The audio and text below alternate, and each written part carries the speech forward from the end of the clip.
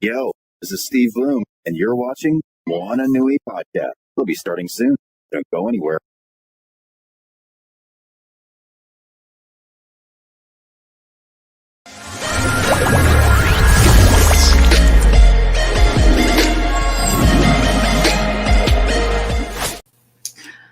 Aloha mai kako, everyone. Welcome to tonight's episode of the Moana Nui Podcast.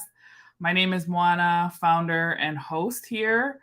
I am also a children's book author for The Adventures of Nakoa and Nohea, editor and publisher here at Burning Spear Comics for the Wildcard Chronicles comic book series, and obviously a champion for our BIPOC creative communities. And the BIPOC community at large. I am excited to be here with you all tonight. We have an amazing panel planned. We are going to be talking about the Disney Plus series, The Book of Boba Fett. There has been a lot of chatter about this series, lots of different opinions about the show. And so I'm really excited to have some familiar faces, some new faces join us tonight to weigh in and tell us their feelings and what their thoughts are about Boba Fett and the build out of the Star Wars universe and a lot of the series that we have been getting from the Disney Channel. So Disney Plus. But before I get started, let me introduce some of our folks. Let's see. We will start with Ryan Robinson. For those of you who are new to the show, and if you have not met Ryan yet, Ryan is a fine arts illustrator. He is based out of Ohio, and he is an amazing world builder. His illustrations are beautiful. Of course, I'm biased. I mean, they have to be beautiful because I chose him to be my illustrator on my book. So I'm excited to have him on the show tonight as my one of our panelists to weigh in on the Book of Boba Fett. Our second guest is Nuri McAdams, my husband, my partner in crime, my number one. He is the CEO of Burning Spear LLC and the writer and creator of Wildcard Chronicles. And I can't wait to hear what he says about this show because we've been watching it together and we have lots to say. Our third guest is Javier Cruz Winnick. He is a children's book writer and creator himself. His main series is called A Reason to Smile. He is based out of New York City with Puerto Rican roots, and he is a friend of mine, a very talented creator, and he's actually working on a project right now as he joins us tonight. So I'm excited to see what he creates there. And then our last guest will be Jeannie Herger, and she is someone who is new to the show. She's a friend of ours. We met a couple of years ago back at San Diego Comic-Con, and I'm excited to have her join us. She's going to be a little bit late, but she's a cosplayer, and she's actually an animatronics builder. She builds her own custom cosplay. She's a huge Star Wars fan and collector. She loves video games. She also creates them. So lots of creative skill sets with this talented, amazing woman. Happy Women's Month to all of the ladies who are out there watching the show. We appreciate y'all. So with that said, I'm going to bring everyone on. Hello, guys. How are you? All right. What's going on? Are we ready to talk about this juicy show? What's up, J-Man? Thank you for tuning in. Tonight, as I mentioned earlier, we are talking about the Book of Boba Fett. And for me, there's so many reasons for me to love this series. One, of course, I'm a Star Wars fan. But two, hello, Pacific Islander representation. Thank you so much. Thank you. But I guess we'll get started with let's just start with general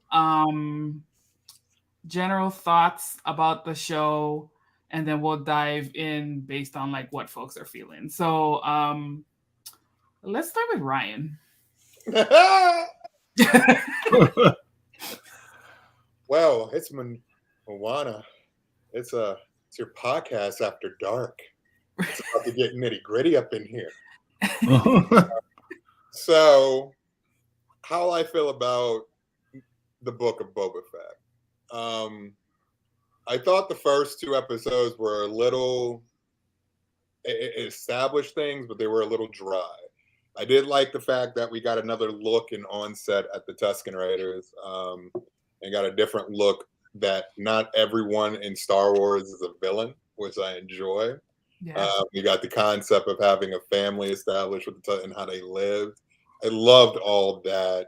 Loved everything about that. I felt in this series that I wish they dwelled a little bit more deep into Boba Fett's story. I felt like this was just a continuation, unfortunately, about The Mandalorian. It was a sidestep to build season 3 for The Mandalorian, which, it gave you all your Star Wars nuggets and your fandom and the beauty of it. But I really wanted them to heavily go into Boba Fett, the dynamic between Fennec and her and him. I mean, I wanted more of that than anything else, Don't get me wrong. I love some of the things that they introduced. There's some things that I want to see more from characters that were introduced in this show. But overall, if I could rate it out of 1 out of 10, I give it a solid 7, because it was just it's an intermediate show. I didn't feel like it had much to do with Boba Fett in general. Don't get me wrong. I love seeing the actor who plays Boba Fett. I'm so tired. I'm losing his name. But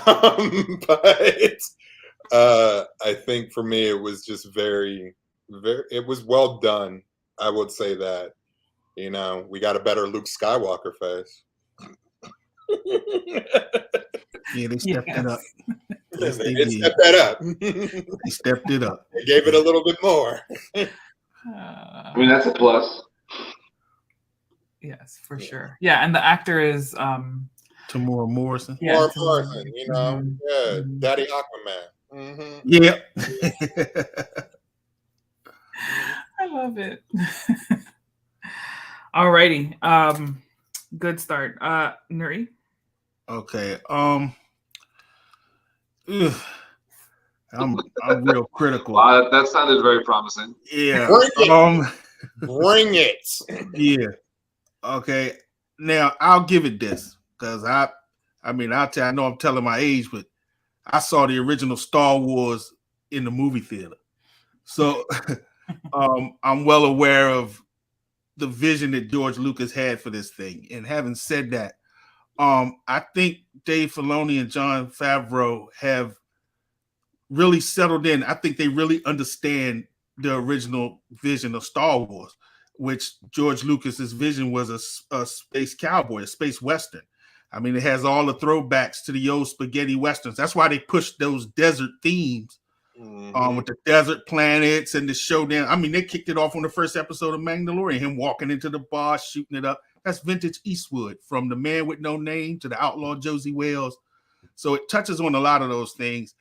They also understand that as Star Wars fans, we're not really hard to please. Grogu took the world by storm. I mean, they knew it. They know how to do a toy grab. Yeah. I expected. I did want more from Boba Fett. Yeah, right. I wanted more from Boba Fett, but I mean, I had some issues with the show. I enjoyed the introduction of bike life. I mean, they really, that's near and dear to me. So they really grasped that concept. We all know Boba Fett's like a no-nonsense kind of guy. Shoot first, ask questions later. They kind of toned him down from that a bit. I guess the old age, with age comes wisdom, because he was second guessing a lot of things. I'm like, we don't even have to think about this. Let's start shooting. You know what I'm saying? What are we talking about? Right. We need to go shoot all these jokers and get it over with. So I also like how they were able to humanize like the Tusken Raiders, the Sand People, because before then, I agree with Anakin Skywalker. They're animals, and I slaughtered them like animals. I felt nothing for them either. They killed your moms, dog. You had to do that. So, but they really humanized them. Like, wow, I actually felt for these guys. Like, okay, all right, I see what y'all doing. They also did a decent job of bringing in new characters with the young guys, the young gangsters that are really just fighting for food, or young revolutionaries. So they covered that aspect, but it wasn't long into this thing before we realized, like Ryan said, okay, man, this is a setup for Mandalorian. Because, I mean, they took a whole, like, 2 episodes. Like, we didn't even see Boba Fett. Like, okay, what's going on here? Where's Boba? I know, right? Boba Fett show. And I thought the final, when they did the final battle and everything came together, it was really disjointed. Like, it was just all over the place. Like, okay, what are we doing? And then, you know, Fennec Shand disappears, and okay, well, where is she at? This fight is really long. Where is she at? Then she shows up and she's over there killing all of the gang leaders. I'm like, okay, well, we'll go with it. And then, you know, I like the introduction of the Rancor, and Machete came in. Oh, Danny Trejo. Yeah, I said, okay, they throwing us little nuggets here. I really got excited when I seen that black Wookiee. I was like, oh man, this is awesome. I mean, like I said, there's so much lore out there, so much mythos, the novels. It's hard to mess Star Wars up. That's why these later movies was such a letdown. Like, how do you mess this up? You have so much material to draw from. Like, I mean, I now, after time, I even like the prequels now over time. Like, they kind of grew on me, but I don't know what they did with 7, 8, and 9. All that shit is trash. Like, I don't know. I mean, that's a whole other franchise. That's not Star Wars. I know, right? But that's not Star Wars. That's Star Wars inspired. Right. That's not Star Wars. Thank God for Jon Favreau and Dave Filoni for bringing us down. For real. Yeah, so let's hear what Javier, what are your thoughts? So I think I'm the only one on the panel that really enjoyed the show. From front to back, I had my issues with it too, you know, like I do with everything. But I think Disney is still trying to understand how to build a show, because they're used to building like the TV shows with the kids and the laugh track and, you know, the Lizzie McGuire's and all that kind of stuff. I don't even know if that's Disney or not, but, you know, it reminds me of what Disney does. But now with regards to... Okay, let me see if I can... She made it. So, with regards to Boba, they got really lucky with Mandalorian. I think the Mandalorian is one of their top. It's actually their top show. I think it's better than, you know, Falcon and Winter Soldier. I think it's better than WandaVision. I think it's better than all their other newer shows. They had a more complete character outline, world build. You know, they even went into season 2 quicker than they've done with any of the Marvel stuff. So it feels like they have that. They struck gold with that. So now going into Boba, they had a lot of history that they had to try to bring into this new show and try to appease fans, try to build this new character. You know, with what they did with 7, 8, and 9, they're building their own universe. So making Boba their own, they're getting used to the character. Like with Mandalorian, they created him from scratch, so they have a lot that they could play with. Whereas with Boba, they have all that inspiration that they have to try to then work into this new show. So one of the things I thought was really interesting was how they worked the character into being that old man. And it's like, okay, what does all the things you went through, how does that now inform the path that you go on now? So now we got this old gangster who was running things, who was doing his thing, who finally meets his match and is almost dead inside of another being. He's literally being, you know, digested in this other being, and finally was like, I got to get out of this thing.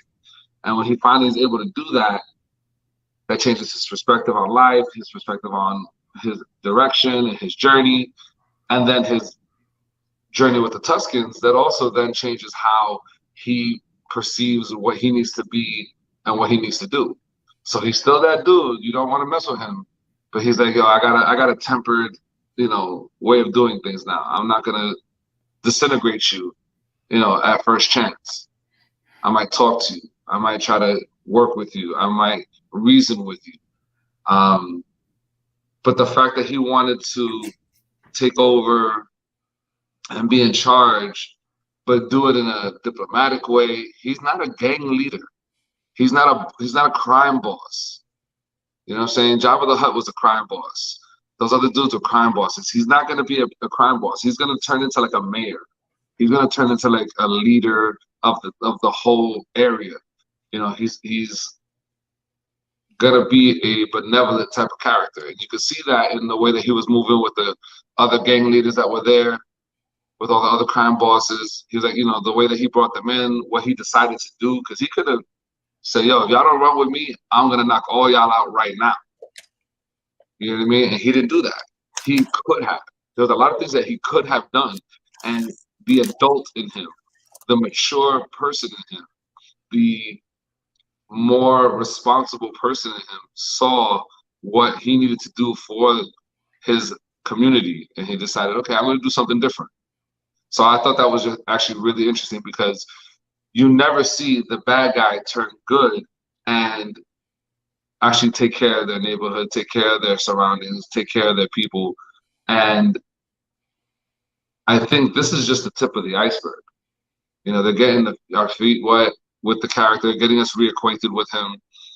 And it's the Book of Boba. It's not the page. It's not the whole story. It's just the start of that story. So we're going to see a whole lot more. And if they play their cards right, if they do their thing the way that they're supposed to, they could have this show running for 10, 20 years. This could be the new franchise.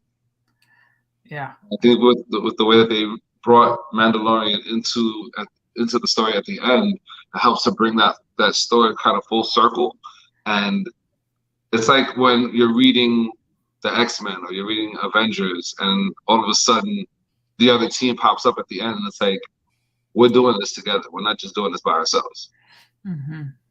I'm looking forward to seeing how that works out. Me too. So welcome, Jeannie, to the show. We're happy to have you on. Let's see. Hey, Jeannie. Hey, Jeannie.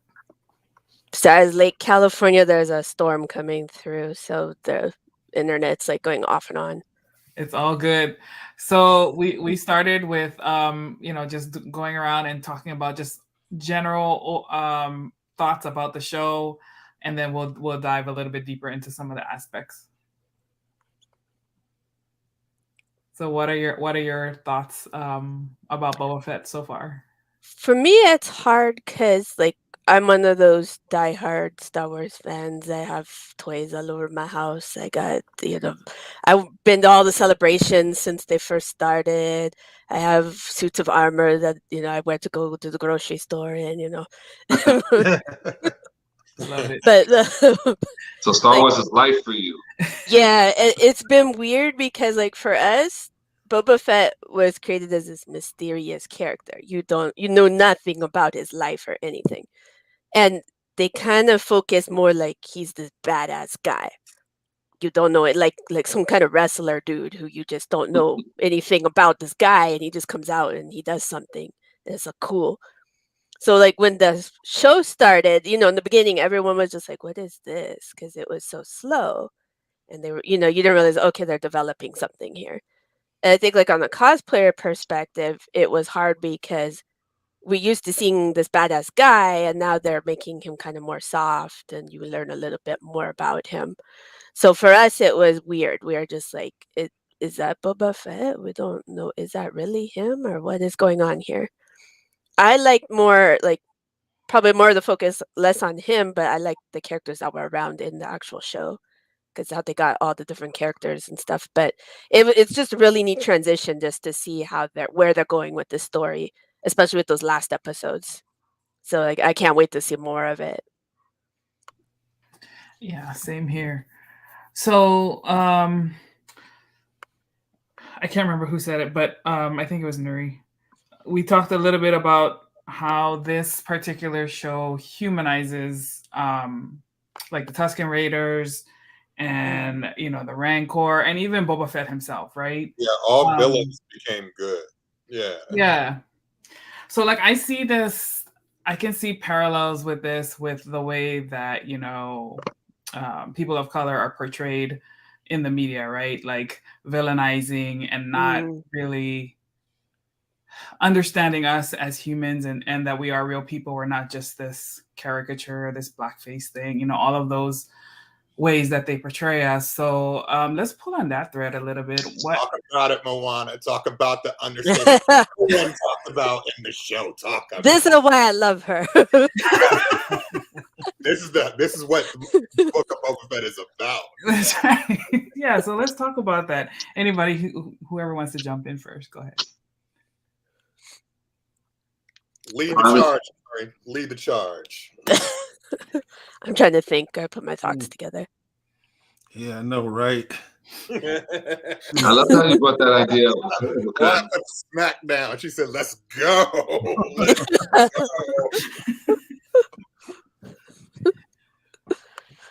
Please bring him. See, this is my boyfriend right here. I know. I love it. my boyfriend.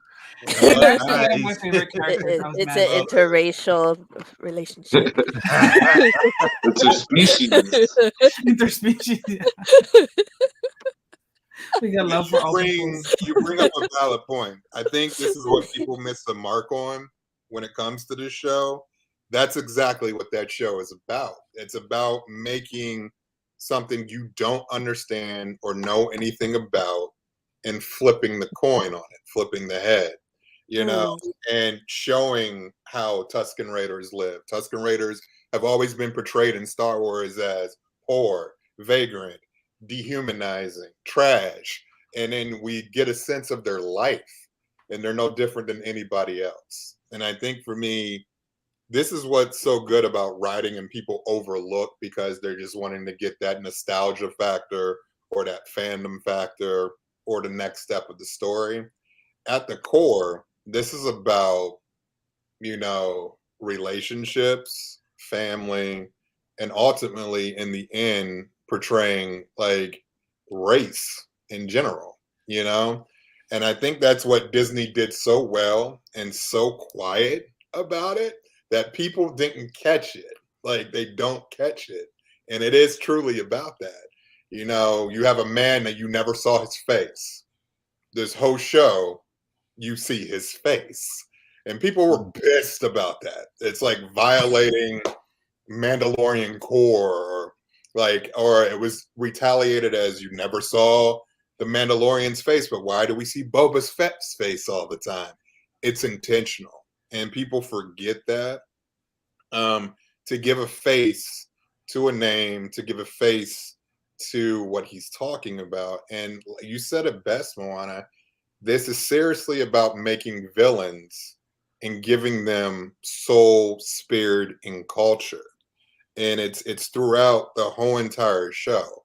We see a black Wookiee. Oh yeah, that's I didn't even think about that. It's a black Wookiee. You don't see a brown Wookiee. You don't see. It's like chocolate dark wheat, dark Wookiee. Okay, and it became the best thing about the show, in my opinion. Okay, so like it is really. It's unreal that nobody really touched on that or even talked about it. I looked in forums and no one ever touched base with Book of Boba Fett dealing with race relations. And that's why this panel is important. And that's exactly what it's about. I mean, although the Tusken Raider family ends up getting killed in the end, it's just like they humanized them as something that was important. This is their value of life. You got to earn your reward to live here. And I enjoyed that, It was something that always throughout this thread and in the show, it's about earning your respect earning your reward and earning your core value of who you are. There was a moral compass to Boba Fett throughout this whole entire show, and you're not supposed to expect that from a so-called villain. They even humanized the Rancor, how he was abused and and like you felt for the Rancor. You know, back in the day, you didn't care about the Rancor; he was eating people. You know, get chopped up. But then you felt for that because in the end, it's about taking something and flipping the coin to make people understand it's not always what you see is what you believed. And I enjoyed that about it. Next.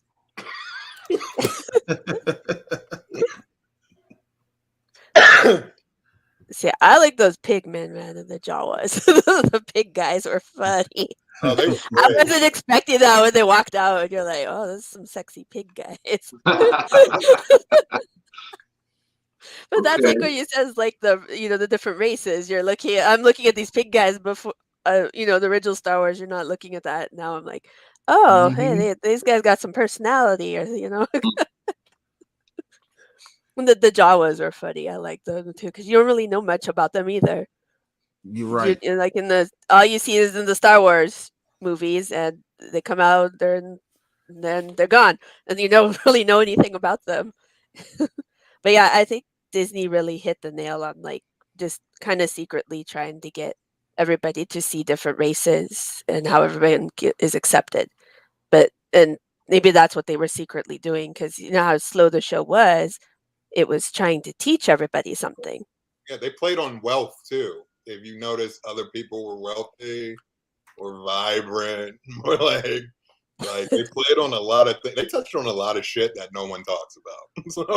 So. You're right. Like even the scooter bikes that everybody was pissed about. I was like, them Vespas, them floating Vespas. Stuff that's so minor. Stuff that's I know. I was like, okay, let's just move on. They colored them the wrong color. Okay, let's move on. Wow. Although it did remind me of like when I'm 80, I'm gonna have like a really cool scooter like that and like drive around to the Walmart. But yeah, I enjoyed this show. I thought it was really good because you had really good it just like build up basically. Like you had to stick past to at least the third or fourth episode, and you'd start to see all these different changes and perspectives that were in the show. Yeah.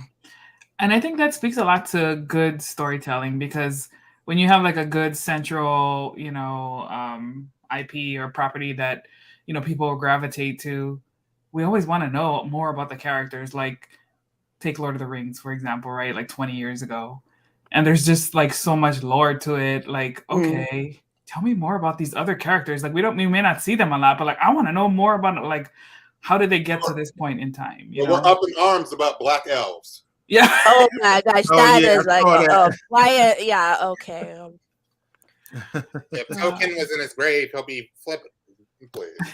As soon as like Boba Fett was over, then everyone's like, "Oh my God, there's black elves!" So it's like, okay, people, you went from motorcycles to black elves. Okay, just calm down. Yes. No. Calm down. It's okay. They're pretty. Look at the sparkling hair. They always get like that. Yeah. Black elves and Star Wars made its comeback, and the first thing you saw when Finn pulled that helmet off, he was black. Them people lost their mind. A movie about green aliens and blue aliens, and you mad that the stormtrooper's black? Come on, man. Yeah, I'm sure when you're in space, you're going to see some weird things. It's like the people going, "Oh no, a black man! Oh no!" Oh my God! I like how Black people made it to space. All the characters that have been poignant and important have all been different races. They have not been white. Okay, Yes. Jin is not white from the Mandalorian. Fennec Shand is Asian American. Yes. Okay, Boba Fett is a Pacific Islander. None of these main characters are white. Okay, so people got what's his name? Mandalorian villain, Black Saber, my boy. Oh yeah, My boy, Bad. Yeah. He's Puerto Rican, isn't he? Puerto Rican, not white. None of these characters are. The only white person you saw was what's her name? The one that's not going to be there next season. Yeah, that was it. Exactly. And Ahsoka, played by Rosario Dawson. Right. Like, none of these Another people Puerto Rican are white. And that's who's leading Disney Plus shows right now. Yeah. Just to let you know, you don't see the white face. You see people of color. Which is great. Yeah. I think that's also the beauty of Star Wars too, in that they've always kind of shown, like with the original trilogy, you knew that there was something there, but then when they did the prequels, it was very obvious in all the characters that they were inspired by different cultures and different communities and different backgrounds. And as much as people have to say about the prequels, I appreciate what they were trying to do. Yeah, so do I. That's why they've grown on me. I think over time they've really grown on me. I can't watch much of the Clone Wars. Yeah. And that's okay. I'll watch Phantom Menace. I'll watch the Clone Wars cartoon, and then I'll watch Revenge of the Sith. What up, boy? I'm gonna fight. Like, when they rumble and they just call my name and I'm coming down the ramp. Who hates Boba Fett? Is anyone getting Ultimate Warrior vibes? Yeah. Oh, wait. I don't know if you guys can see this, but I bought this because it's just cool. It's a Okay. That's fine. it's a pin, but it's from the. If you've ever seen that hot sauce, so they put Boba Fett there. Oh, Oh my funky. God. Apologize for being late. Dual duties at the day job. Oh, I was late too. Don't worry. It was. I called the Wizard of Oz storm here in California coming through. I like that. So I'm a little lagged. I don't want to. I'm taking over from Moana. I'm the mod. If I ask a question that's already been asked, just say, Mike, we talked about that, and I'll move on after. So overall, just let me get a quick consensus real quick. Did you all enjoy the Boba Fett series? Yeah. Yeah. Yes. All right. Yes. What did you find to be the most annoying complaint from Star Wars fans? Because yes, it's Star Wars fans. Oh. Oh my I thought God, you were going to there's say what's so the most many. annoying thing about the show, so I'm glad you flipped that. I like that. Oh, with them, I think it's hard because if we're gonna go with Disney, it's when they took the books out. So they get very upset about that because I can kind of see where that is. Because like, if you're like me, where you've been reading the books since like the 90s, you have all of that is like written George Lucas's lore that's in there, and then all of a sudden Disney goes, "There shall be no books," and you're like, okay. So all these cool characters are no more. Like just this implosion happened on the books, and now we don't have any of that. And so a lot of the hardcore Star Wars fans are just like, well, what the hell? Where? Because you had Mara, who was Han and Leia's daughter. That was a really good story, but now it can't be used. So everybody's just like, what's going on? I think that's why so much hate was for the new trilogy that came out because of that. Because they couldn't put in any of the books, and we were like really, when you read a book, it kind of like you sit there for how many days you sit there reading the book, and then or if you're like me, it's a month or something. You spend all this time on this stuff, and then now they're telling you it's not Star Wars. Well, I think that's justifiable range because there's a lot of lore that was created by people that was accepted and part of the Star Wars. So I think that's fine. I should have been, in my part, I should have been more direct in my question. What is the most annoying complaint that you've heard or had to deal with about the Boba Fett series? Oh, those bicycle things. That's the thing. I just like, how many days of that we have to go through on Facebook? You get on your Facebook, the first thing that pops up, I hate those damn motorcycle things and the Boba Fett. And all these people were going crazy like it was World War II. And it's like, okay, people, it's some bicycles. It's okay. Yeah. Everything's gonna be all right. You know, take your medications. It's okay. You know. It's a ridiculous thing to complain about. To think that planet has nothing but dirt and crap over it. That just that some group of people or someone would not save all their money to have one really nice thing. Like to just think that that's not possible. People do it now. People do it in real life.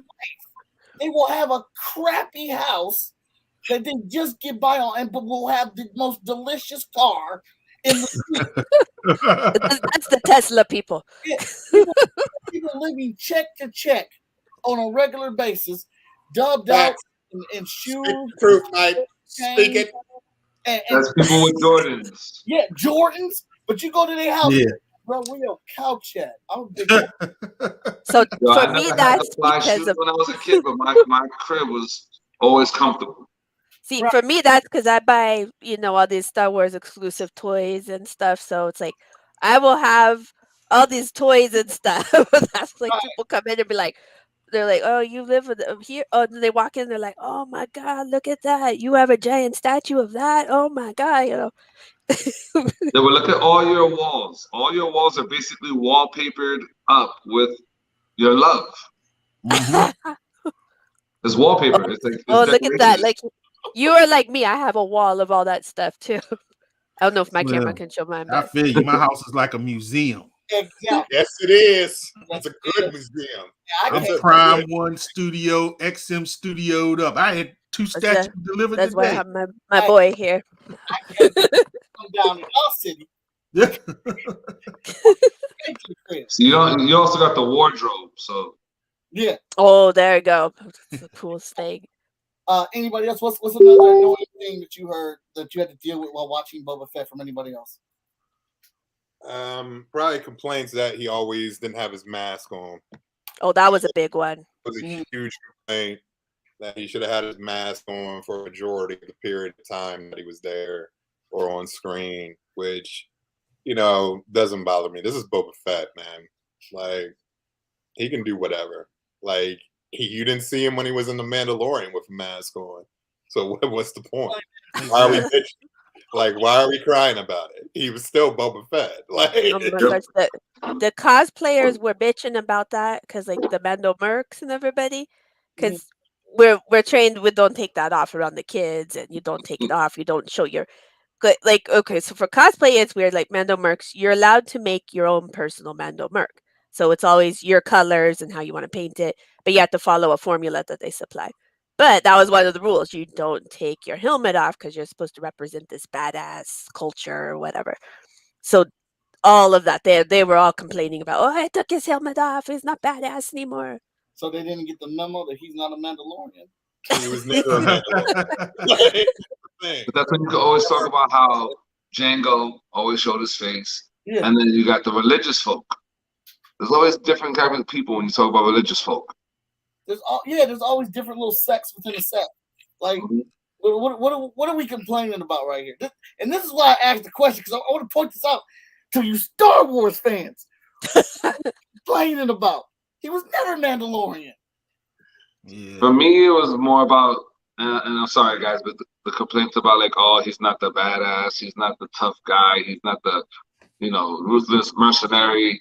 That, for me, got tired real quick, because when you saw that was not going to be the case, it was like, okay, we're moving on now, guys. We're doing something different. He's going in a different direction. Let's follow that direction and see where it takes us. But then even throughout, it was like, but I need the Wolverine of the Star Wars universe. And it's like, come on, he's his own character. He's something different. We haven't seen this yet. Let's see where this goes. No, we have seen this. Boba Fett wasn't shit in the original trilogy. He did nothing. No, what I'm saying is that we haven't seen where he is Mike, now. he did We haven't something. seen. We saw the badass. We haven't seen the collected, mature, elder statesman. It's like, okay, I'm doing something different now. Tell me, Mike, he did do something. He died. When did in we the see original trilogy. badass? But obviously he didn't die though. No, he didn't. Obviously. Tell me when we saw a badass Boba Fett outside of the way that dude looked. Tell me what he did that was badass in the trilogy. Because last time I checked, he got knocked into a Sarlacc pit from a roundhouse that didn't even touch him. Oh yeah, because Always in that. the background with his repulsive blaster in his hand, standing behind Darth Vader. I don't even know how he caught Han Solo. Wait, he didn't. Your boy, what's his name? Lando Han Solo. Yeah, Lando, yeah. So Boba Fett didn't even do that. He was an over-posterized delivery boy. He took Han Solo and then got roundhouse in the face by a boot that didn't touch him. So y'all mad that he gets shot a couple times when he ain't never been about nothing. But he's known for disintegrating people, though.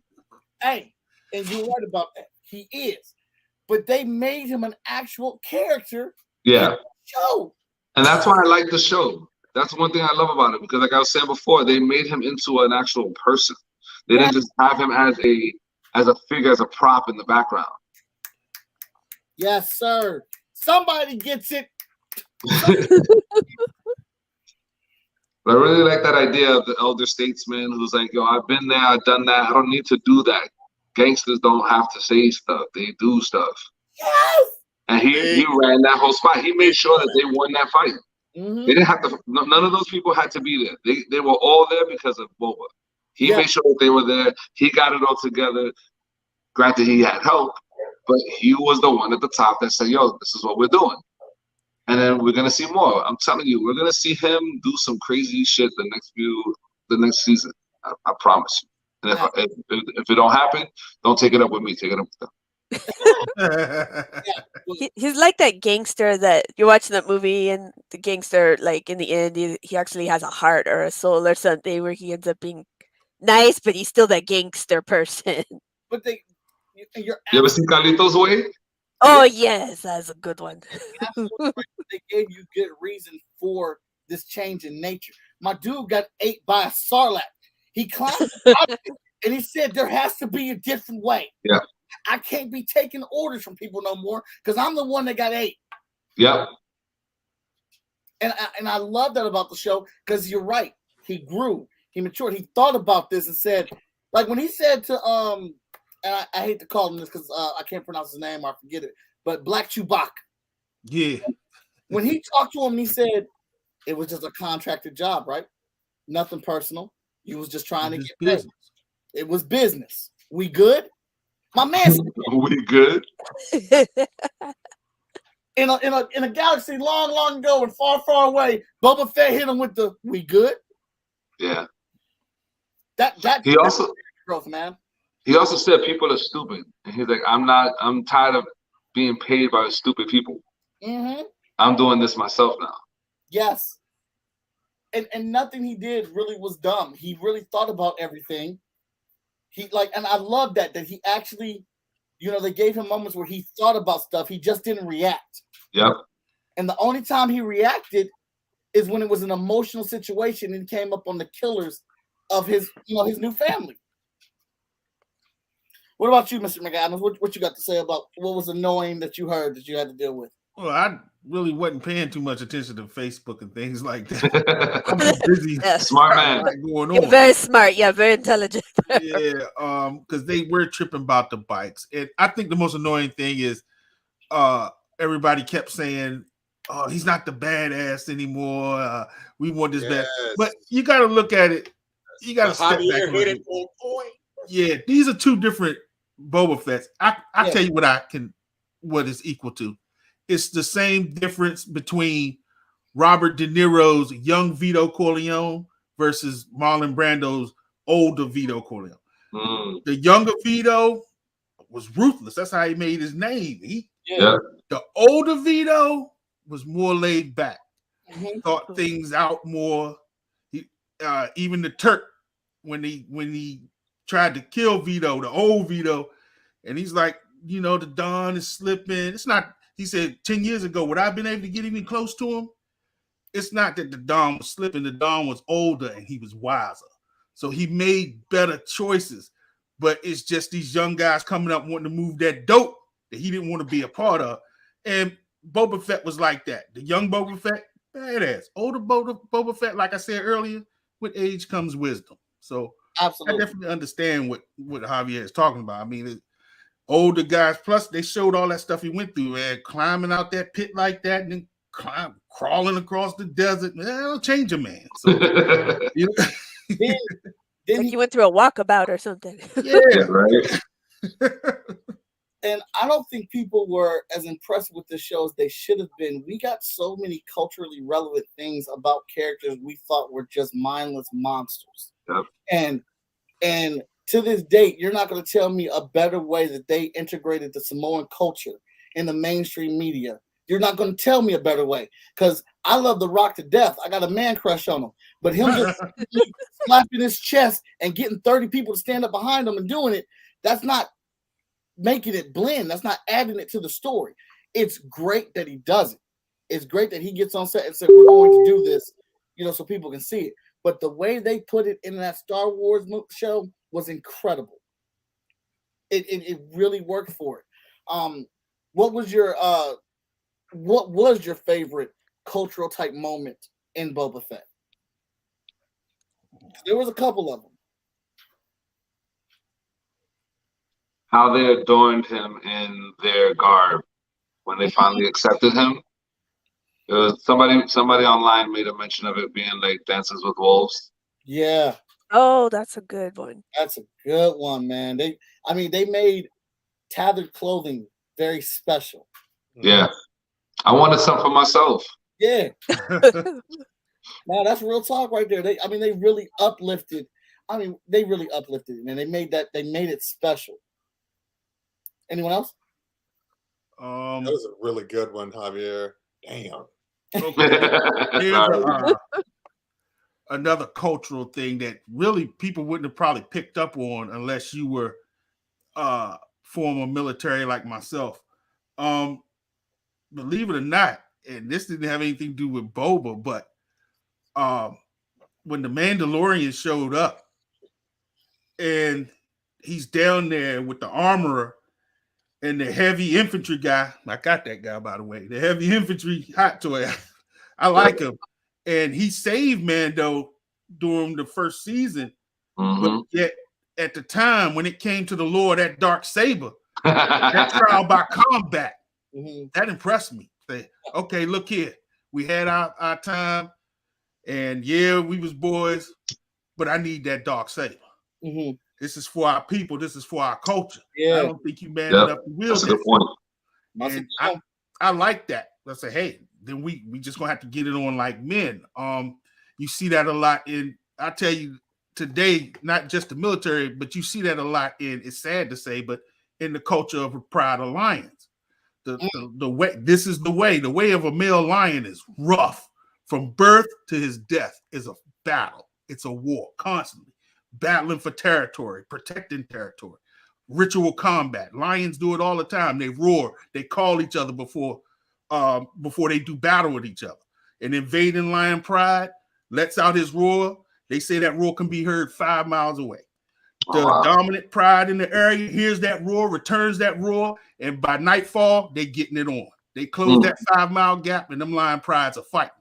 So that when they did the ritual combat for the dark saber, I love that. I love that culture.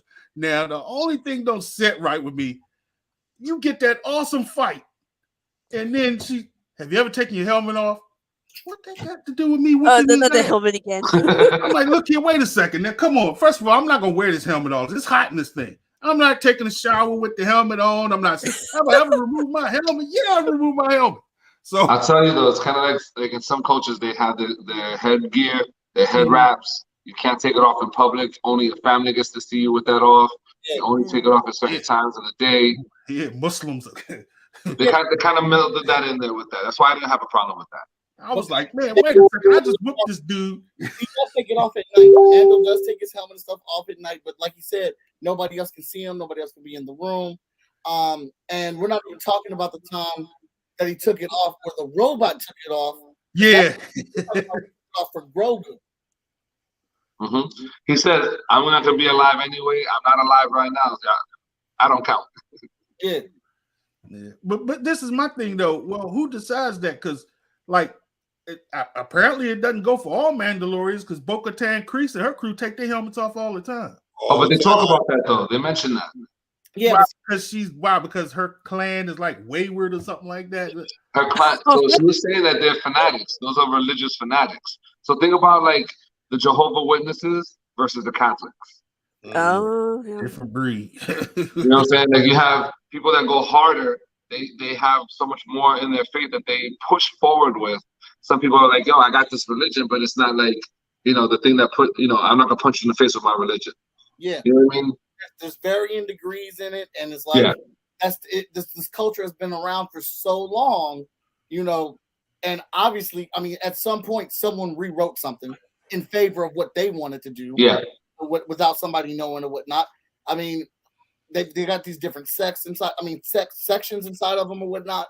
So yeah, the rules are different for other ones and things like that. But Mando, I give him a pass. He don't take off his helmet. He bought that life. Yeah, he got the dark saber. I love how when he went got that dark saber. When he went on the plane, he's like, I know how many I put in that box. Yeah. I better get that stuff back. I was like, yo, he's serious. I can make the rules as I go along, as long as I got this dark saber. Ain't nobody man enough to take it from me. What cultural aspect did you like about Mando? I mean, Boba. We just talked about him. Who, me? No, I just said we just talked about Mando. I was like, what cultural aspect of the Boba Fett show that you like? The ritual. I mean, you win. Because he had already spoke on it, so ain't much I can say on it because he had already spoke on the one spiritual aspect of him being accepted into the clan, and then they go into the ritual dance, and I was like, oh man, that's impressive. And that I think that scene sealed it for me where I said, wow, they really did it. They humanized the sand people. Like, yeah. Whew. Jenny, what about you? I would say probably the tribal. Like you guys just touched on it with the sand people, but that was just really cool to see. Just like the costumes fitting in with everything, and just it was just, for me, that part was really cool. Yeah. I'm gonna validate something real quick though. Everyone talks about the bikes and the candy color and all that stuff. One thing I even didn't think about until just now, that's youth culture. They're touching on youth culture. They're bringing in the kids. We got our get off our lawn mentality when we're seeing some of this stuff, but they got to bring in the kids. They got to bring in the youth. So they got the attachments, they got the bionics, they got the all the electronics. Think about, like, my nephews are always in their phones. My daughter's 5 years old and she always wants to be on her tablet. I mean, you get 20 minutes a day. Stop bugging out. But like these kids, they want to be in the electronics, and they show that. They show that in that element. Even at the very end, I don't want to ruin the ending if anyone hasn't got to the end of Mandalorian. But I mean, Book of Boba.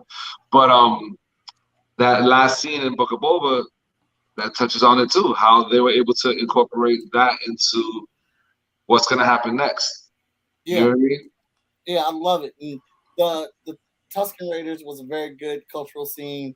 I mean, the Mandalorian getting more into their culture was dope. So nobody else brought it up, so I'll do it because I did like this one too. The culture of the Rancor, and they had no idea if that's how it works.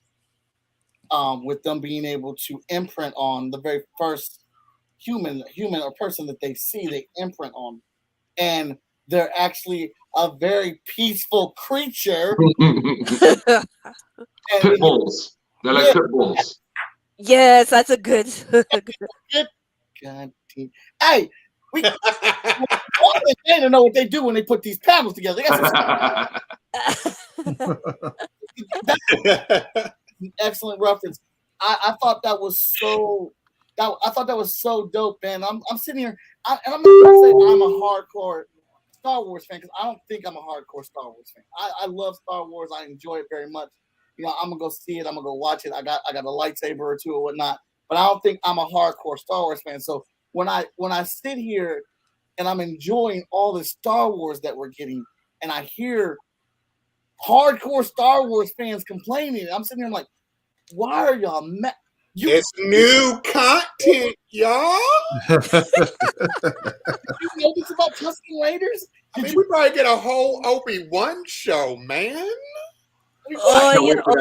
Can't wait for that. Bananas. Yeah. It's gonna be crazy good. And Yeah. and I forgot to say this. The but soundtrack alone is gonna be good.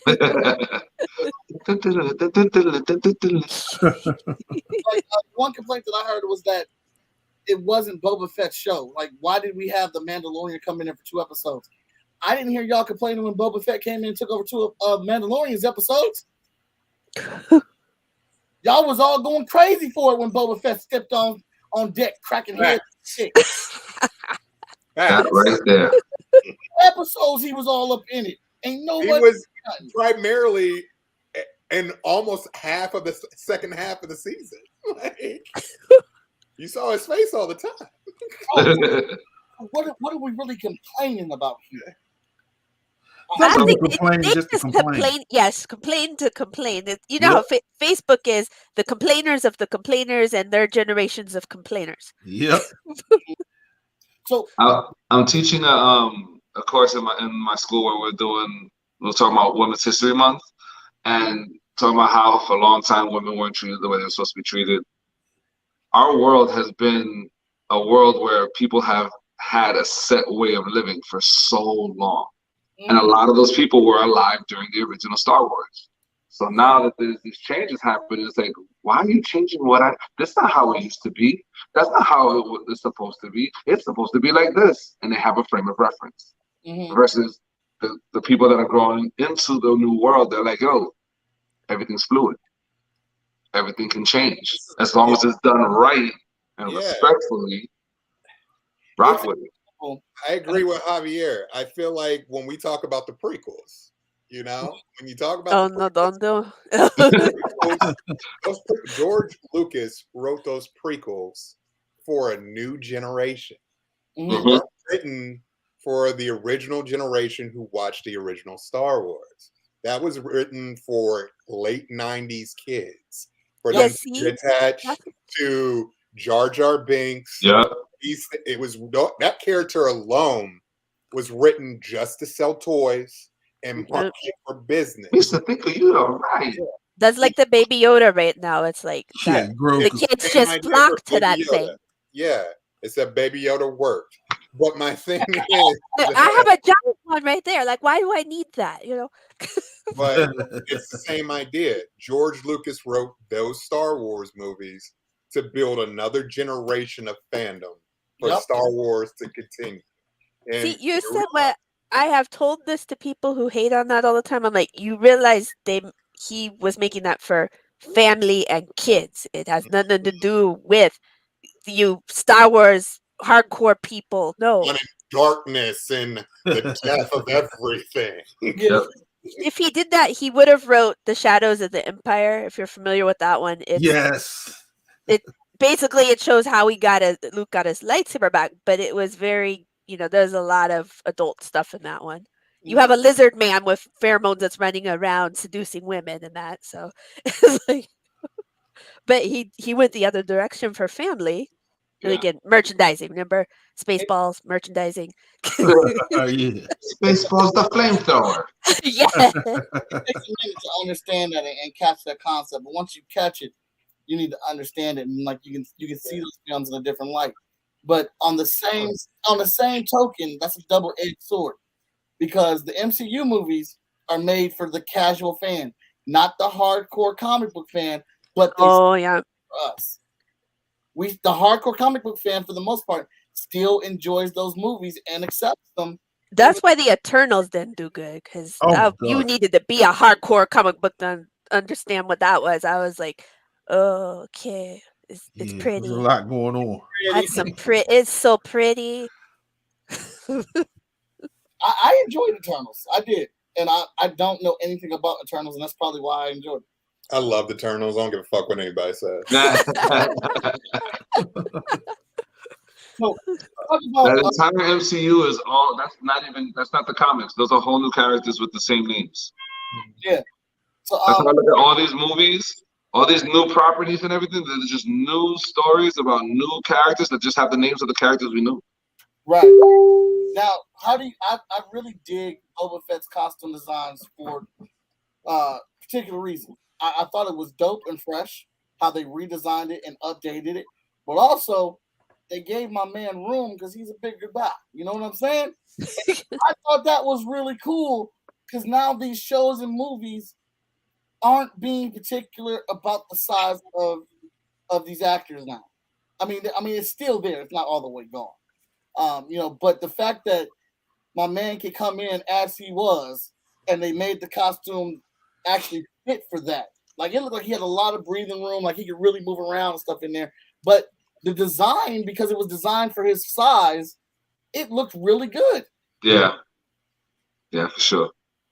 It's funny you hit on that one because, like, in cosplay, we do have some members where, they're like that and they get made fun of, but their costume looks awesome.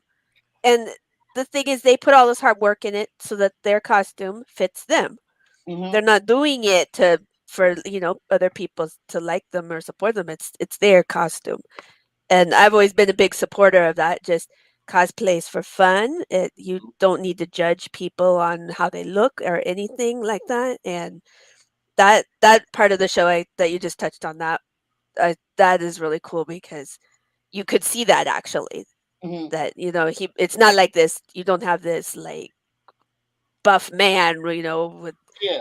abs you can crush cheese on. You got just a normal human being in a really nice looking suit.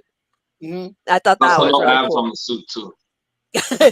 Yeah. Not like the Batman movies where they put their nipples and stuff on. But yeah, whoever's in the community making fun of somebody else, those are children. Those are immature people. I don't understand how anyone is like, in the comic book community. No matter how, unless you're talking garbage, nobody ever talks trash about another artist's work publicly. They might talk it among their friends, but they don't say it out loud to public. Like, yo, why, whatever. Like, I know I have anatomy issues with my drawings, but either people stay quiet about it or they give me praise. If you're gonna start talking trash about it, you're acting like the children that I dealt with on the playground when I was a kid. Grown men, dealing with grown men stuff. So if you make it fun, that's all that needs to be ignored. That's just corniness. So, who are your favorite characters? Which character did you guys lean to the most outside of Boba Fett? For me, like, when I look at any show, generally speaking, if I enjoy that show, I'm going to dig the main character, so I don't count them. I always exclude the main character because the show is about them. So, who's your favorite character outside of the main character? Motherfucking Grogu. The Black Wookiee. The Black Wookiee? Black Wookiee. Black Wookiee. Mm-hmm. Javier? I don't have a favorite character. You don't have a favorite? Nah, I think I'm torn. I gotta be torn between those pigmen and the Black Wookiee. I don't know. Yeah, you really like them pigmen. I thought they were like, somebody's like, "Can you guys see these pigmen?" And I TBI, I'm like, whoa. Like, I don't know if that was them trying to get women into the show or something, but we were all just like, then you look at your boyfriend, you're like, you gotta wear that, Pigmen. I don't know if you guys have seen the meme where Obi-Wan is standing there with a straight face, and Rey and Kylo's dying, and Rey's crying, and Obi-Wan's with a straight face, and then Obi-Wan screams in the next panel when the Mandalorian ship explodes, because that's exactly how I felt when that ship blew up. Well, they did one for the pigmen too. Oh no, my poor pigmen. And that's the exact moment in the show where I jumped up and I said, "No!" They were so down. They were down from the jump. See, that's when all the women that were like in the show, they're like, "No, my eye candy is gone." They was the hardest people in the show. They had no armor. They walked around two to a pair. Like, who wanted? Whoever they got loincloth. That's the thing. There's nice, sexy loincloth. I was sad you don't go, man. I was sad to see you. Good night. Now, we still have some time. what was something that you weren't happy with about the show? There weren't enough episodes. Huh? That's what I would say. There weren't enough episodes. Yeah, that one is. Yeah, I felt like it was cut a little bit too short, and they wrapped up storylines too fast. Yeah, I needed like 2 more episodes. Yeah, I needed it. It should have been 10. Yeah, Even 10? hey, should have been 10. Yeah. With the story that they wrote, they needed 2 more episodes. Mm-hmm. I pronounced her name wrong, so I'm not gonna try it. But his number 2, his number 1. I wanted her to have more airtime. Yeah, I wanted her to have more airtime. Oh shit, Mike! She need more airtime. I think Fennec was the most developed character from the jump. Yeah, I agree. I wish Fennec was more in the show. More, a lot more. I mean, she had some good moments in there. I just kind of wanted to see like more of her solo stuff. Like if when she got sent off. Like I love the conversation. I forgot what episode the conversation happened in, but when they showed them two talking and Boba was like, I can offer you something nobody else can, is loyal. My life for your life, yours for mine. Like I was like, oh shit, Boba is what are you talking about? And they really got a bond with each other. And somebody pointed out she was down for him all the way, but she kept it real with him all the time. Yeah. And that's one of the things he appreciated about her too. He's like, I don't want you to sugarcoat it. I need what's real from you. Mm-hmm. Yeah, so I just wish we could have got like a little bit more time with her on a or something.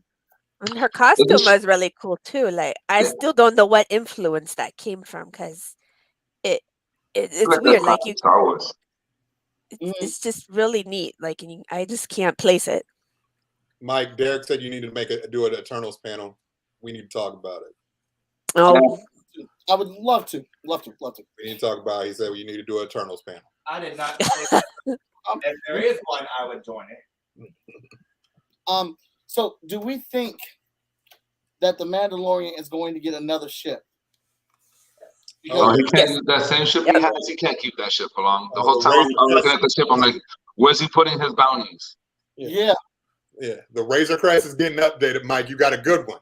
So that Razor Crest is going to be worth some money now. I love the Razor Crest. I absolutely do. I didn't think I was going to like another spaceship more than I love the Millennium Falcon.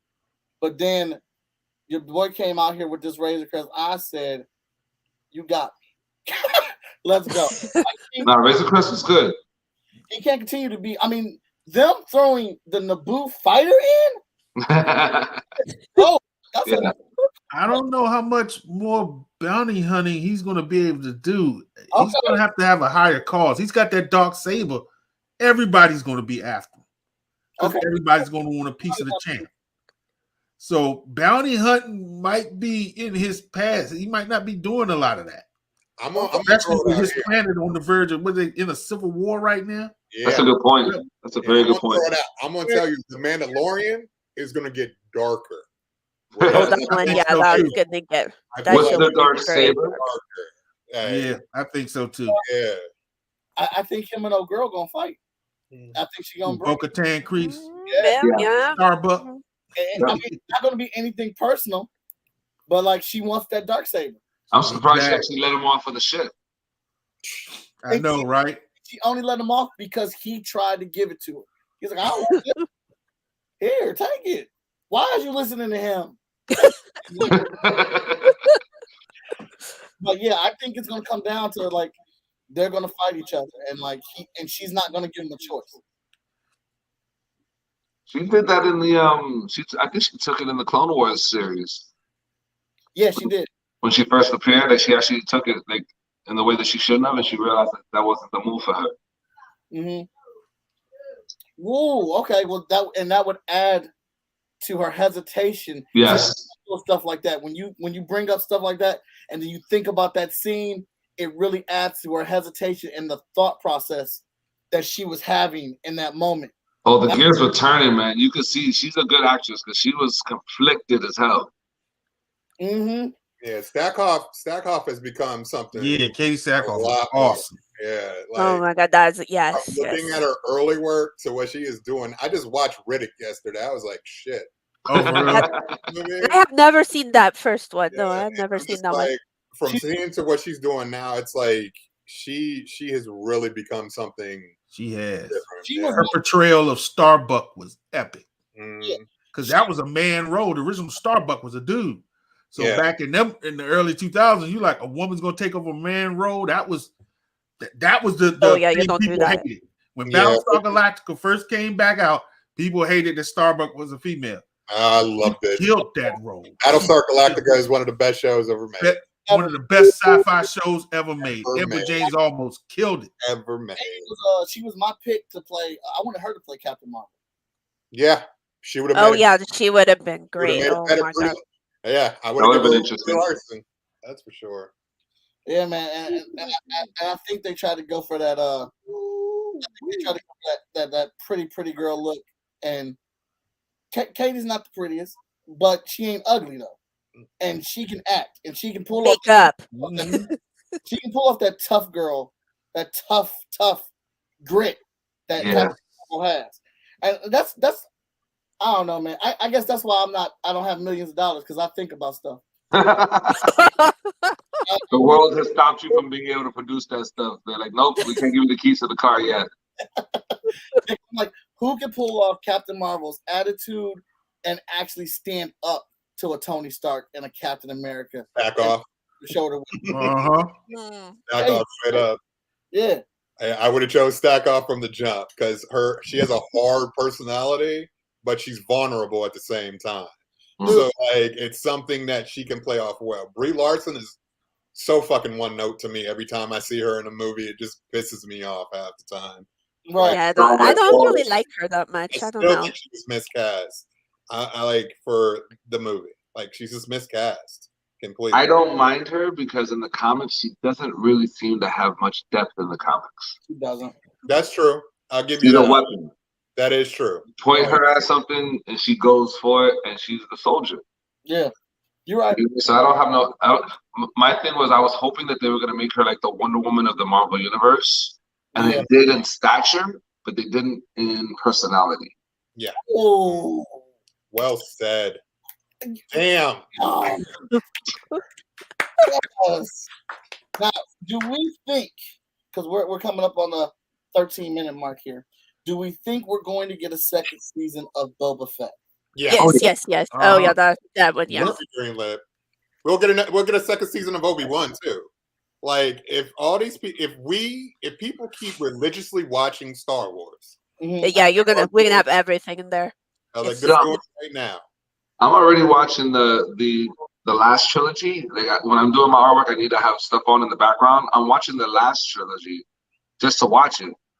They're gonna get the numbers from me. They're gonna get the numbers from you. They're gonna get their numbers. So they're like, yo, we need to just make more of this stuff because we're getting our numbers. I'm sorry. I'm surprised they haven't already pre-greenlit Obi-Wan 2 and Book of Boba Fett. Right. But how many episodes did they greenlight for the first season? I think for Obi-Wan, it's 6. Yeah. Only 6? Are you serious? Only 6. Disney, you're killing me. I think it's because they didn't know how Book of Boba Fett was going to do. So they didn't invest in more episodes. That's whack. Mind that, because I'm excited about the Obi-Wan show. Yes, that one is going to be awesome. It cautious about how we're going to make this fit, because you can't you got to be able to do this show and not take away from his last fight in episode 4. You can't take away the weight of that fight with this show. So how are you going to fit this in and incorporate with the rest? Like, I want them to pull it off. I love Obi-Wan, but I'm a little cautious. And so with them doing 6 episodes, that puts me on a more positive note, because it's like they've got a story to tell, and they're telling that story beginning, middle, and end. Yeah. They're keeping. It's a long ass movie. That's what. Yeah, right. Long ass movie. Did you guys see the last episode? Apparently, every episode is an hour. You're getting 6 hours. 6 hours worth. Yep. Okay, that's a long ass movie. Let's go. Only show I know that's going to be canceled from Star Wars is probably Andor. Ain't nobody gonna fucking watch that. Nobody can watch. Yeah, no one wants that. I think the only show I know is gonna get canceled because I'm not even interested. There's a Star Wars series. Rogue One was enough. Everybody died. There's a Star Wars series that came out after Clone Wars. I don't remember the name of it, but it had a young guy that ended up being force positive. Yeah. Star Wars Rebels. Yes. Yeah, Rebels. Did you see? Yeah. Did you guys see that? Mm-hmm. And you saw Obi-Wan's fight in that? Yeah. Mm-hmm. The 3-frame fight that was ridiculous. Yes. Like that in itself put me on the edge for knowing that Obi-Wan was going to have his own show. But the history of that character being in the original trilogy, being in the prequels, they couldn't come up with more than 6 episodes. Come on. Come on. I don't buy it. You don't realize how long an hour-long show is with no commercials until you watch an hour-long show with no commercials. Yeah, good. You don't have a good month. Because half-an-hour shows are 21 minutes. Yeah. Hour-long shows on TV are 45 minutes. Yeah.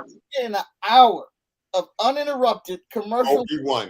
Obi-Wan. This is the spoiled brat in me. I want more. You've been giving me so much of everything else. I want more. I mean, we got it like this. The Batman comes out tomorrow. Then you got Moon Knight.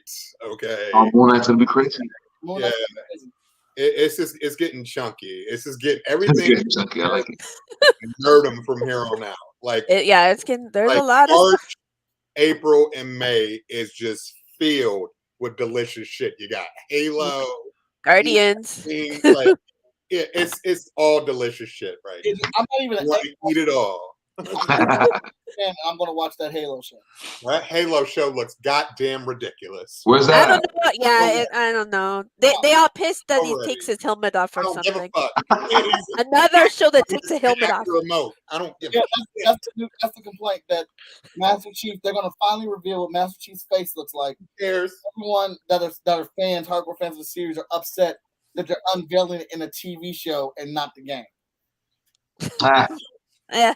Who cares? But if he takes it off and it's like a tentacle monster or something, everyone's like, I'm so ready. But I mean, if you're not going to show his face in a live-action show, just play the games. Yeah, thank you. Not to mention this universe is an offset from the game, so there you go. So it's different from the games. Yeah. That's a way to rationalize it. Yeah. One last little question. We wrap up with everybody's closing and where people can find you guys. What's the excitement level? 1 being the least, 10 being beyond the stars of excitement. Are we for Ahsoka? Ahsoka? Yeah. 1 being the worst, 10 being out of this world excitement. Which one are you? 10. I love Rosario Dawson. 10. I love Rosario Dawson, but I'm at a solid 4 right now. You sound like the dude that loves turtles. Whoa! I love turtles. You're at a 4, Ryan? I'm at a 4, bro. Yes, that's fair. I'm at a 4. Why? I gotta go with 8 because I can't do a full 10 until I actually can see an episode or a pilot or something. But I think for me, you got the general up in that shit, so I'm looking forward to that performance more than anything right now. So, although her lightsaber battle would be cool though, because her saber is really cool. But I think for me, Ahsoka was established in The Mandalorian. She was bomb diggity. I like the way but we're set up for her show. I mean, it was kind of subpar for me. I didn't care. So this is why I like the animated shows, because the animated shows did so much. I know, and everybody's up to the history of Ahsoka. I don't know the history of Ahsoka. Look, so that's watch why the Clone Wars. Solid 4. Ahsoka is the only good thing in Clone Wars. She's the only. She is it. That's the only. She carried that whole franchise, so I do know that. So Clone Wars, and then in Rebels, she actually fights Darth Vader. Yeah, that's a fight on YouTube. That shit was badass. Yes. Hey, that fight with Darth Vader. That was Yes, yes. Yes. I was like, shit, this shit is good. That's what I'm talking about. They've got to be that, and it's so hard. I wouldn't even want to take it on. You got to be able to bring that level of motion to the next Obi-Wan Vader fight, but not take away from Episode 4's Obi-Wan and Vader fight. Like, I'm gonna be 100% honest with you. I don't think that's happening. I don't think we're gonna see a Vader and Obi-Wan fight. Oh no, they are fighting. I think that was the one thing They that have to. touched me about the Book of Boba Fett, when her interaction with Luke Skywalker, she's like, "You like your father." Yeah. And see, people forget she was Anakin the Prince. That's right. So she's like, "You like your father." Yeah, she's like, fuck off. That was nice. Fuck off moment. No, right. They've already confirmed there is an Obi-Wan Vader fight in this series. Oh well, damn. Yeah. I will say though, I think the Obi-Wan Kenobi's show and Ahsoka's show, those are going to be, they're going to have the highest expectations from fans. They are. And they're going to have to really edit, write, rewrite, 5 drafts, whatever. I just to hope get it's it right. cast right. Like that's all I want is good casting. Well, Right. I feel like it's rude of me to say this because I was the latest, but we have to wrap up. I would love No. to give everybody your social media where they can find you and plug any pluggables that you may have. And we will start with Jenny first. Okay, so my social media is Banahide, BANAHYDE. So basically, right now for cosplay, we're all working on stuff for WonderCon because that's coming up. Nice. And then Star Wars Celebration. So everybody's kind of focused on those 2 things. And I'm working on I'm going to be writing the creature that he rides on. So I'm working on that. This is going to be in the Masquerade, and I have little because Celebration. If you've never been to it, they have this game where it's the patch game. You have patches of your character or whoever you're cosplaying, and you pass those out and you trade them with people. So I'll have little patches of Quill that I'm going to be passing around. And the surprise is going to have the little baby Yoda. I'm going to try to make him animatronic, and he'll be passing the patches out. Nice. That's cool. Nice. Ryan, where can everybody find you, and do you have any pluggables, sir? You can find me on Facebook at Ryan Robinson, or you can find me on Instagram at r248. Also at my website at www.theartofryanrobinson.com. And we got a book coming out. Ooh, yes. Get him, boy.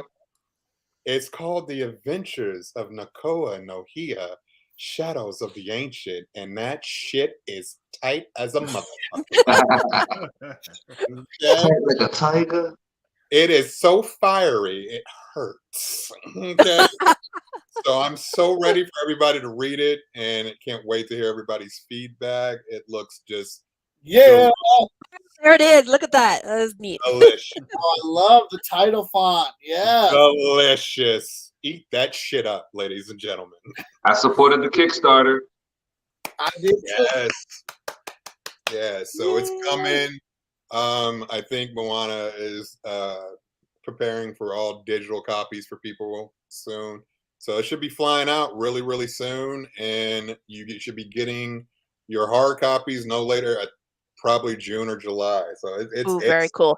It's rolling. Like it's rolling. I have to say, I love your stuff. I follow you. So Thank you so much. Yeah, I'm just super stoked. I'm really happy. I can't wait to do number 3. So we on that. So Awesome. I'm sorry I don't follow you. I'm going to be doing that tonight.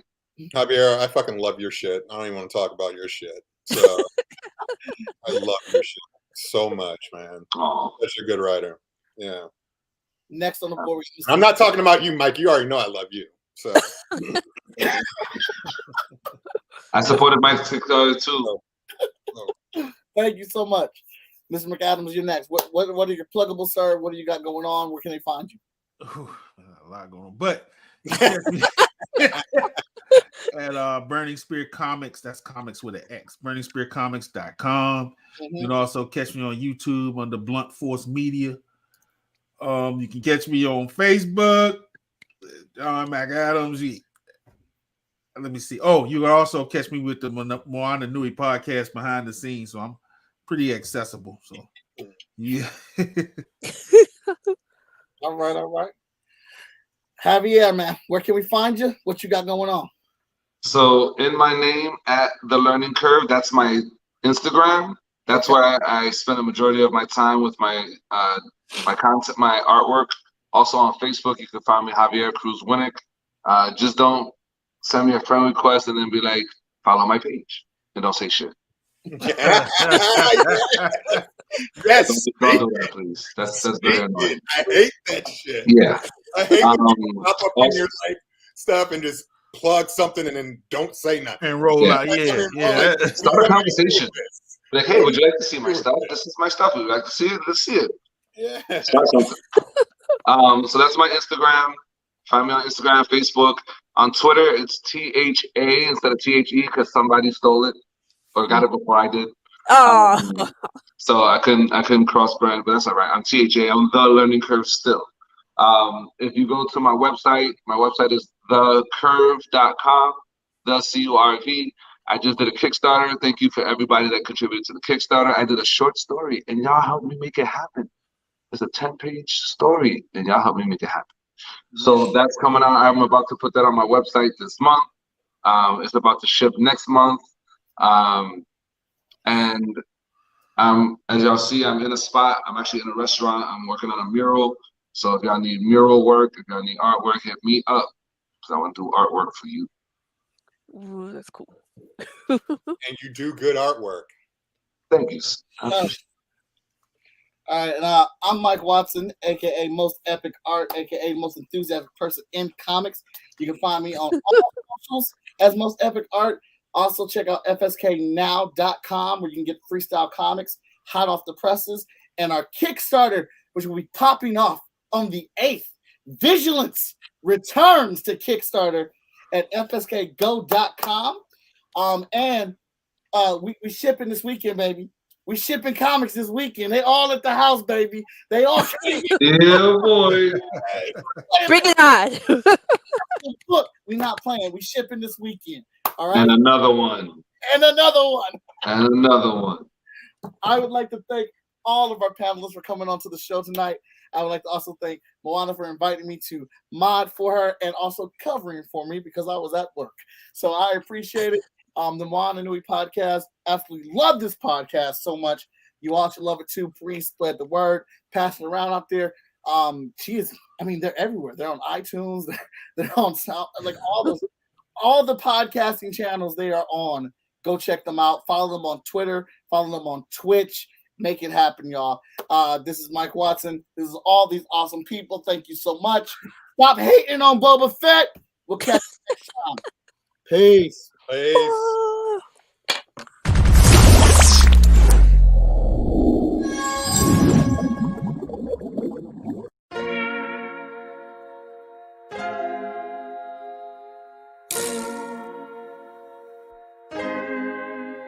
So many stories left to tell, even if we have to ourselves. Can't keep history on the shelf, if they won't tell it, we will. If this the land of the free, it was freedom then. When they annexed Hawaii and called it Cedar Lands, without any type of payment and no signing off. Called themselves the Republic in 1894.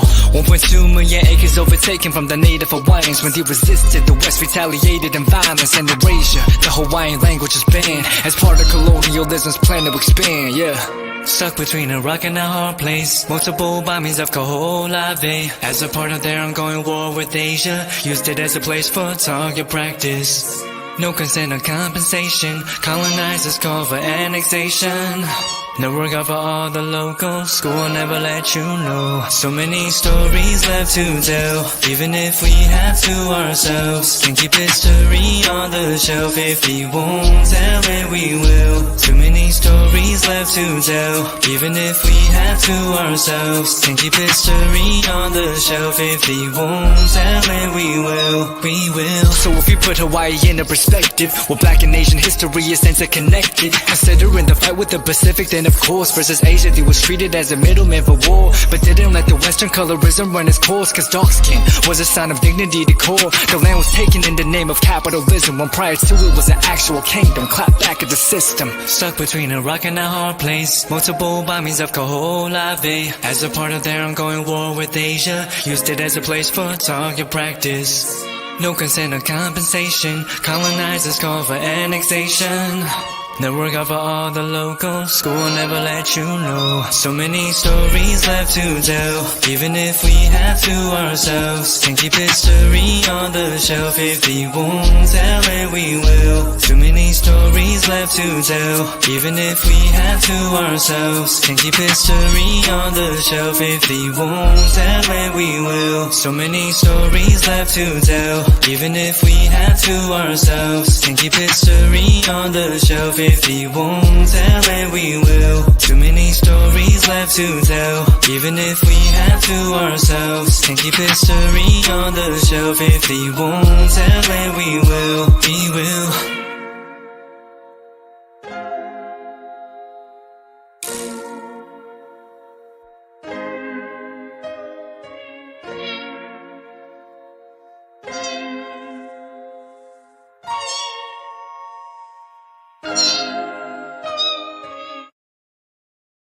I'm Steve Bloom. I've been a voice actor for more than 30 years, playing characters like Wolverine, Starscream, Tank Dempsey from Call of Duty. With Bloomfox Studios, I've learned so much about myself. Learning to breathe, to no fear, to getting ugly in front of the mic. One of the biggest changes I've noticed, at least for me, is how much my confidence level has gone up. I've done an Eastern European video game, an e-commerce commercial, a documentary. If you're thinking about getting into voiceover, just do it. Jump in.